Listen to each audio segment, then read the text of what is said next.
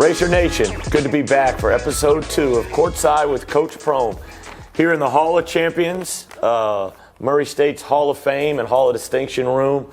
Unbelievable history in here from all of our sports. And joined today here by Larry Suiter, Lindy Suiter, two of the all-time racer fans, legends in their own right. But welcome to the show, guys. Appreciate you taking some time with me today. Great to be here, Coach. First question for both of you guys. Obviously, the Suiter name, the Suiter history as just fans. Can you give me a little bit of background? Obviously, your father, Gerald, your guys' kind of your inauguration into Murray State basketball and how you guys just became what I would call a legacy family.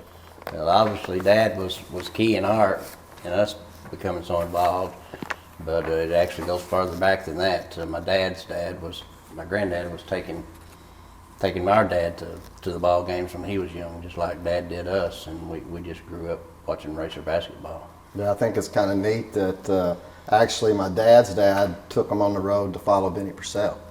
Really? So yeah, my dad's first favorite player was Benny Purcell. So I've always thought that was pretty cool. But we had a service station, the family did, on the corner of 12th and Chestnut.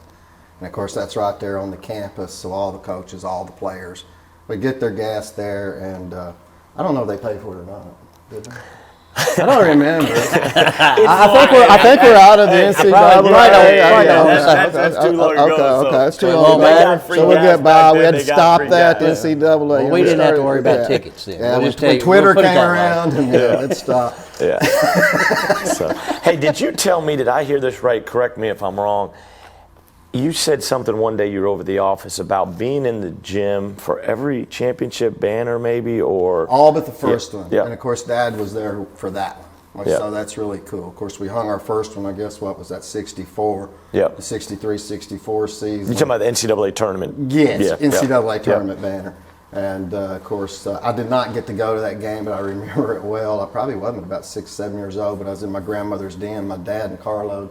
They went to the game, traveled through the snow. I think it took them 11 or 12 hours to get there. So they were there. We were playing Loyola, Chicago, and we jumped out to a big lead. But we ended up getting beat at the end. Of course, Loyola had won the national championship the year before. Yeah. So that was it. And then actually my first NCAA tournament, Larry's 2 years younger than me, so I got to experience a few things before he did. But we went to Carbondale, and that was actually my first NCAA game. We played Marquette, and we were missing a starter in that game. It really hurt us, but Marquette was pretty good, and Al McGuire. But I remember my dad making me wear a coat and tie to the game. As back then, everybody sat in the stands with coat and ties. So it's kind of weird. If you look at all the old pictures in the background, all these people are in coat and ties. Really? And I'm glad the coaches are not coat and ties. Yeah, this is the best thing right here.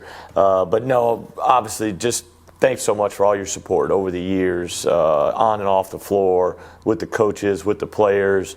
It's kind of like always, you guys are like, Lindy's the coach's guy and Larry's the player's guy, and obviously Susan too. But, from the Racer Insider to, our office, this practice facility, and just all the things behind the scenes you guys do. It's great to have you on, and really, really appreciative. Larry, I'll start with you here. You guys have so many relationships, former players, former coaches that are part of Murray State's legacy and history. What does that mean to each one of you guys? It means the world to me. I just told Susan the other day that we needed to go on tour and go down to Florida. We've got so many kids in Florida right now that I'd love to visit again, and we still hear from all of them. I mean, we go back to probably Aubrey Reese was one of the very first ones that ever really we really got really close to, and we're still super close to Aubrey and well, a bunch of them, Ivan and all that, Ollenwood, Marcus. I mean, Spoon. Yeah. Aubrey Reese, the 2 shots against SEMO in the Christmas sweater when we were beating P really bad. Those are a couple great moments with Aubrey Reese, who did a great job for me when he was here. As kind of student assistant, came back, worked for his degree with his degree, and did a great job on that 2014-15 team. He actually came back to Murray and lived with me and Susan while he finished his degree Yep. because he didn't have any, you know. Yeah. Yeah. What about you, Lindy? What, players? Just the relationship with Oh, the yeah, coaches and players. that's What's part that mean of to it. you That's guys? been it. That's been it since the very beginning. Growing up as a fan, is the relationships that have been developed over the years, and especially, you know, I guess doing the Racer and Suiter, I did kind of drift over closer to the coaches than probably the players. But gosh, the relationships going back to Mark Burnson being an assistant coach with Steve Newton. I mean, you know, he was the first guy that I really kind of got close to on the staff. And of course, he played a really big part in recruiting Popeye Jones, but and able to keep connection with all of them right now. I mean, I get messages from Tavester Anderson on a weekly basis. Yeah. I get messages from Scott Eggert, you know, quite often. Yeah. You know, so I think that's cool, and especially nowadays the way you're able to stay connected.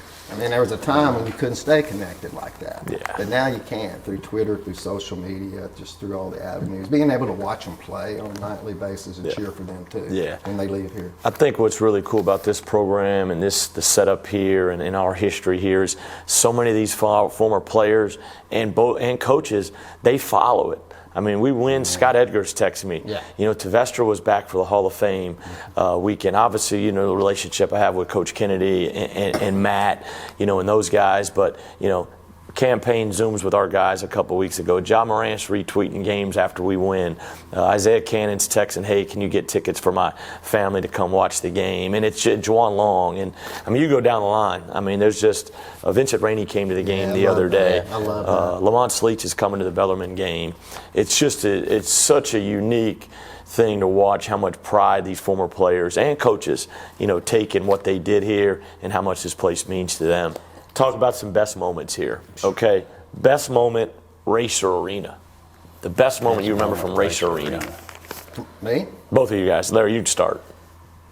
Shoot, I don't know how to say the best moment. I mean, we had so many great games with Western and with P and the dates and the years. Lindy probably, he's a stats guy. Anyone in Racer Arena? Any No, moment in Racer Arena stick out? Easy.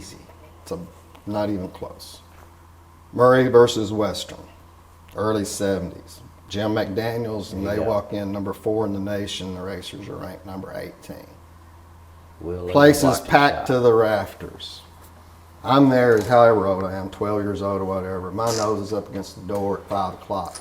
The line behind me is all the way to Woods Hall, which is all the way to Olive Boulevard. The other line going out the other end's all the way past Whitehall, all the way past that to get in. And you got first come, first serve. Yeah. So there's a dash. So I can remember I smashed up against the wall. All the college students were banging on the wall saying, Cal, open the door. Let the Racer fans on the floor. And I remember that just as clear as day. And those doors opened. I took off to my sprint because my seat was on the front row underneath the south basket where the bench was. That's where I sat as a kid. Yeah. Right there. And that game right there went all the way down to the end. We made a substitution, put a 7-footer in, which nobody hardly had a 7-footer then. In the last part of the game, his job was to guard Jim McDaniels. We had a 1-point lead. It's Will Luter. Right? Will Luter was his name. And I'd be danged if he didn't block his shot. Yeah. And we won the game. And the loudest I've ever heard any ovation was that day. And I would give anything if somebody could dig that up. If you can dig that game Racer up Dave, anyway, Racer if Dave. anybody can dig that game up, I promise you, if you replayed it, you'd break records. Because it was an unbelievable game. And right now, as far as not just Racer Arena, but even carrying on, that game ranks in my top 5. So now, Trent, we go from the Racer Arena, which, you know, I've only practiced over there. Obviously, Marcus is on staff here. He played over there. Now we go into the bank. Best best moment in the bank, or one of your moments in the bank that really stick out. I'd probably say St. Mary's game. Yeah. When Big Vital was here, and my crazy kids actually had a big head of me floating around in the gym that day. I did. That's right. That's great. The one thing I remember about that day, it just seemed so surreal, man. Oh, yeah. I mean, it just Still is. the fans. I mean, they just were. I mean, it's 5 o'clock tip-off, I think, and fans were just everywhere all day, all around the arena. And that place, I came out and Vital's rebounding for Dante, and I'm like, this is wild. But man, I was really appreciative. Like Vital came here, and he treated that St. Mary's Murray game just like it was Carolina Duke. Yeah, no it question was, about it. That was super. And of course, for me, all these years, and part of the reason why I started the Racer and Suiter in the mid-'90s was lack of, our program's so good, but nobody knows it. Nobody knows it. Yeah. Well, that day right there, the world knew it. Yeah. Dick Vitale was there. St. Mary was there. Yeah. And we Yeah. spanked them. Yeah. And that was a big day. Favorite part about favorite part of living in Murray? Favorite part of living in Murray? Murray State basketball right now. It's the Hey, best show in town. I moved to Nashville in 1987. I had to get in the company car and grab 3 of my buddies and get to Lincoln, Nebraska. Disappeared on them for a few days. And when I got back, and I tried to live down there, and I kept drawing me back, and the one thing I was missing was Racer basketball. I mean, I just had to have it as part of my life. Of course, I mean, all of our families here and been Yeah. here forever. You know, we're lifers. We've born here and Yeah. raised here. Families Yeah, too. it's, I don't think I'd live here without it. Any spot on campus here that you guys are fond of? Racer Arena, Race Arena. no doubt. Can you talk to Nico about playing a game in there one day? I got lunch with him today. Got so lunch with him I'll bring it. today. Nico, be ready. Race Arena. No, yeah, it's kind Trying to get a game there. I do want to tell a story though, because it does. It's you talk about that. When my dad passed away, there was a couple of things that he wanted to do wanted had done during his funeral. And the first one, he wanted to go Gray Mary. Played at his funeral. It was done. The last thing is, on the route to the cemetery, he wanted to go by Racer Arena He passed by Racer Arena and CFS. and the CFSB Center. So we took the tour by Racer Arena, and then we went up through. And yeah. That's cool. I've got a little speed round here. Okay, speed round. Larry, this is something used to always be on me and Coach Kenny about. Jerseys, names on the back or no names on the back? Names on the back. Names on the back. Conference affiliation, Missouri Valley or OVC? Missouri Valley. Jersey color, navy, gold, or white? I like the Navy. Gold. Now let me ask you: Could we ever Gold. Could we ever Navy. Could we ever wear gray or black? Would you be okay if we ever had gray uniforms or black uniforms? Gray. Gray, maybe. Maybe. As long as it's not that blue or that yellow that the coaches wore at And Myrtle Beach.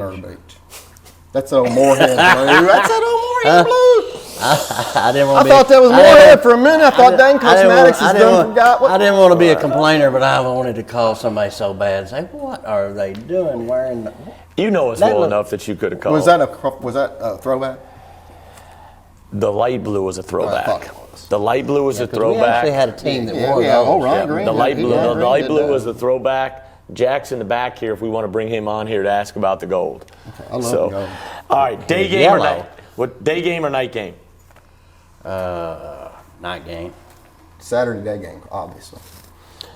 All right, now this is a great one here. You got to sign one all-league first-team player.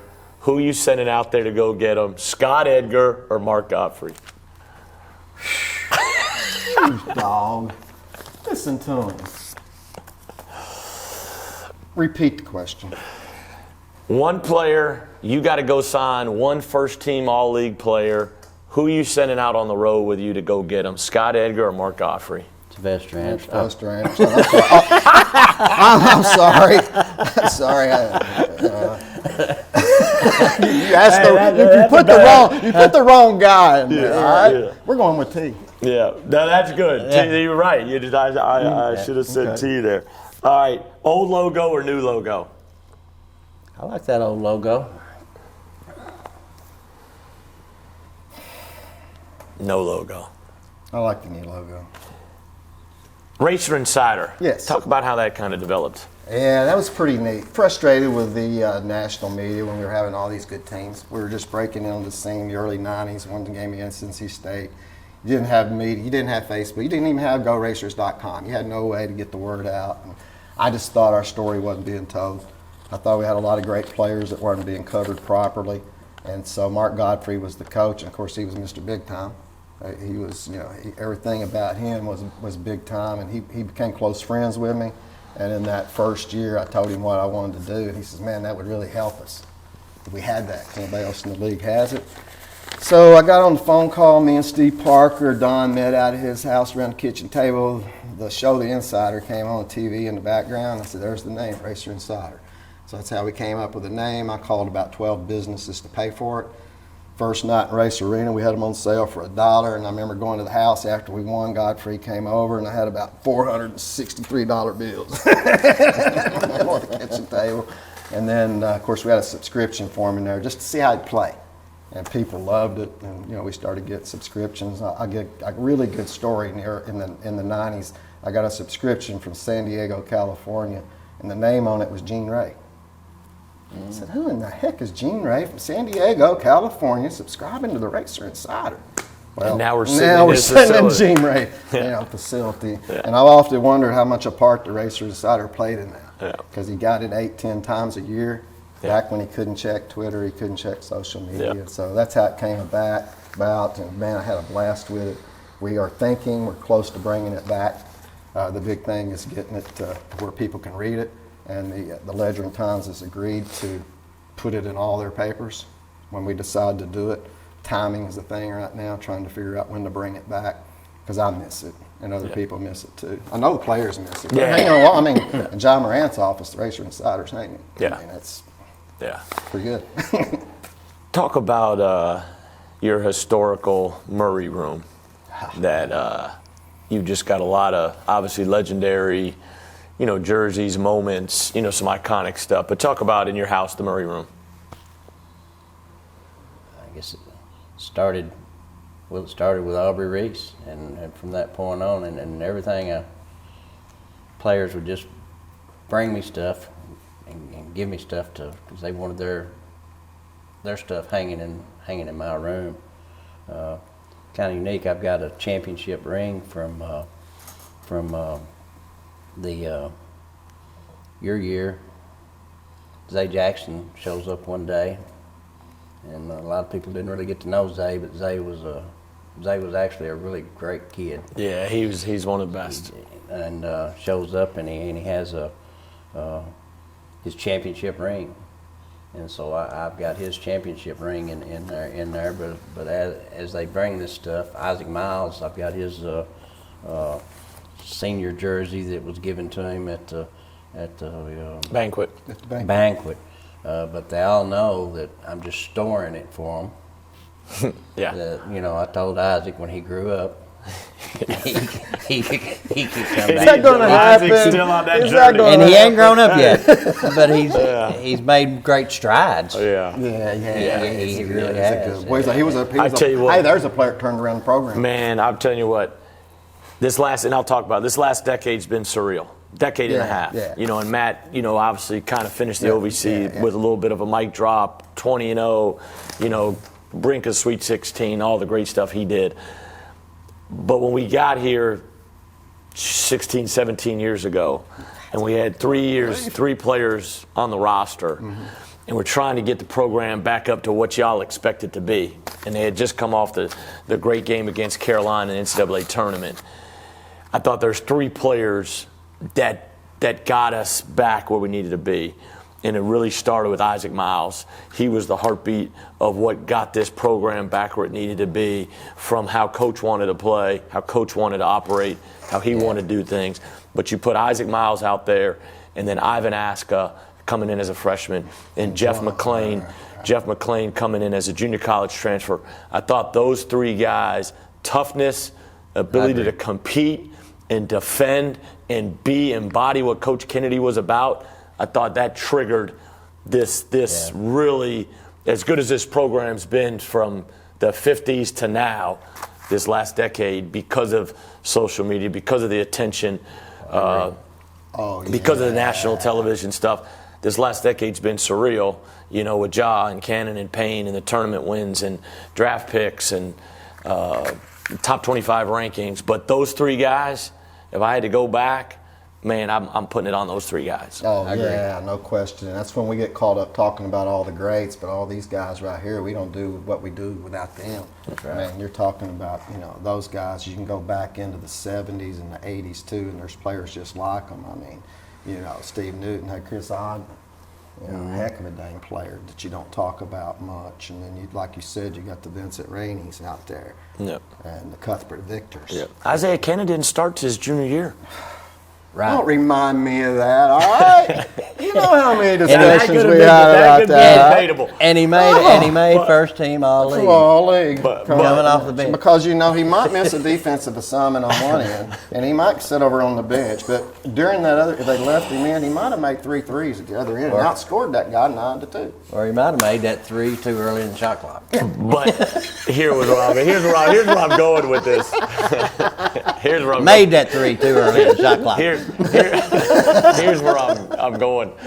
He had some upperclassmen, Yes, he DJ did. Jenkins, Oh, the yeah, Isaac yeah, Miles. yeah. No, you know you're what I right. mean? Yeah, That challenged him to become what he became. And Zay Jackson did the same thing Well, when he came in as a yeah, freshman. and as well. For that team, he needed to come off the bench because Yeah. you had BJ and you had Yeah. Isaac and that's what- and that was the right kind of like Jai did his freshman year. And that He knew makes he had to start. That makes Isaiah special too, because the modern age of college basketball, I don't know if you could get a kid with that much talent to do that. Yeah. Last couple things here. Okay. What really separates this program from others and makes it so unique? I think it goes back to a lot of what we have been talking about here. I think one thing that really has benefited us has been I know some people think it's a negative, however, I think it's a positive, and that's been our geographic location. And that probably makes it a little bit harder on recruiting. But as far as fan bases, Fan base. we've been 4.5 hours away from Lexington our whole life. Yeah. We've been able to build our own fan base. If Murray State's located 30 miles outside Richmond, can that happen? So I think that first of all helped make it possible as far as the fan base goes. But then it just starts with tradition. You know how easy it is to go in there and point at those banners. Yep. We've got a recruit in town or a family in town. And I think people sense that. I think the players sense it. It shows after they leave here. And I think recruits, don't you think they generally sense it when they get here? Most of them you'll say when they ask them how come they chose Murray, it'll end up being that. Yeah. So I just think we've been able to create that, and once you get it going and people care, it's, you know. And we've made good choices on hiring coaches. Yeah. I mean, obviously, we really have. I mean, and that's a big part of it. Yeah. We know that. Yeah, you just don't find many places where Saturday pickup, you get Yeah, 20, yeah, 25 guys, people, yeah. where practices on a Tuesday afternoon, you're going to have a couple random people just show up because they just want to watch the team practice, you know, and see the guys. But as many good coaches have been through here, as many special players, because the program is about the players, as many special ones. There's so many other things that make this program so special here from, you know, and I'm not going to name all the families, but there's, as there are the Suitor family, you know, what's that? I said, I think Katie said it was in the water. Yeah. It's just something, you know, there's something in the water, you know, where, you know, but you got the Suitor family, you got the Martin family, you can just Taylor. I mean, you can go on and on and on, and so many people that have just thrown themselves into this program, into this school, into this university. And this symbol right here, you know, when you put Murray State on and you travel, man, basketball, you know, everybody recognizes that as, hey, men's basketball. Well, that's man, been a big you know, accomplishment or over basketball. the past 30 years. That right there. I mean, you can go anywhere with all the players, coaches, NCAA tournament appearances we've had. That's really neat. All right, last thing for some ratings, man. Best team school history. Best team in school history. I knew he was going to do it. I only ask what they put on the sheet. So if you want I'm gonna go with your. you know. I don't know. I'm gonna go with your rookie year because that's the best time of my life, and that's the team I remember the most. And I'll never forget when Syracuse got beaten. We were getting ready to go play SIU Edwardsville. Yeah. And we went in there in that gym, and people lined up everywhere, and the little gym was packed out, and we pulled it off, and all of a sudden we're the only team in the country that's undefeated at 23 wins. You know, it's funny. I'll never 23. forget after that, and I think the 2010 team was really, really special. It is hard as a coach to wear, man. This team last year here, 31 and 3. I mean, you could. You know, or Morant's team that wins, you know, that drills Marquette, and you can go on and on. But I'll never forget this. So after we went 31-5 and had Butler on the ropes, you know, we're up going in the last immediate timeout. You know, when I was an assistant, and Darren Boatwright wrote a letter and he put in each one of our coaches' desks, you know, after that game, you know, and I came back and I opened the letter up and it was like, man, 31 wins, man. Who would ever thought this 5 years ago or 4 years ago, whenever it was? He's like, man, enjoy it. This will never happen again. And it not only happened one more time, hell, we just did it again last year. That's right. And that's top 25 rankings, it's draft picks, it's, you know, big wins on the road against high major teams, it's neutral floor wins against high major teams. It's just been, you know, it's been really good people, really good leaders from the administration, great fan support. And so I was really saying that more jokingly about the team because there's just so many good ones that that have really impacted this place. Team, I mean, you know, they made top 10.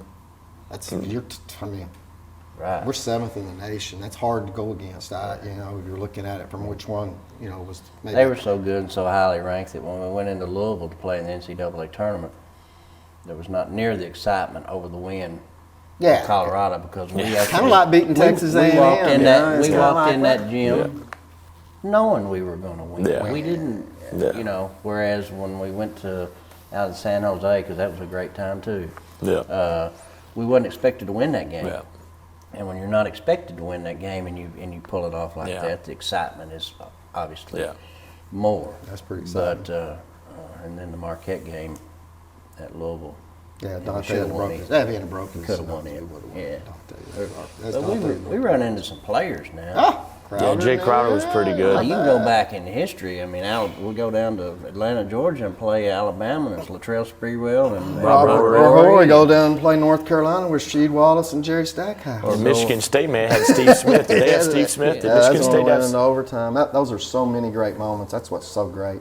Good thing is I got them all on videotape. Just had some big games. But I would say, you know, I just want to ask you, you remember the conversation we had that year, the first coach? He always, every year he calls me up and says, how many wins we going to get? What did I tell you that day? I said, I don't see a game we can't win. Yeah, you and We Joel went through Long. every one of them, remember? I said, that looks like a win. That looks like a win. He's looking at me.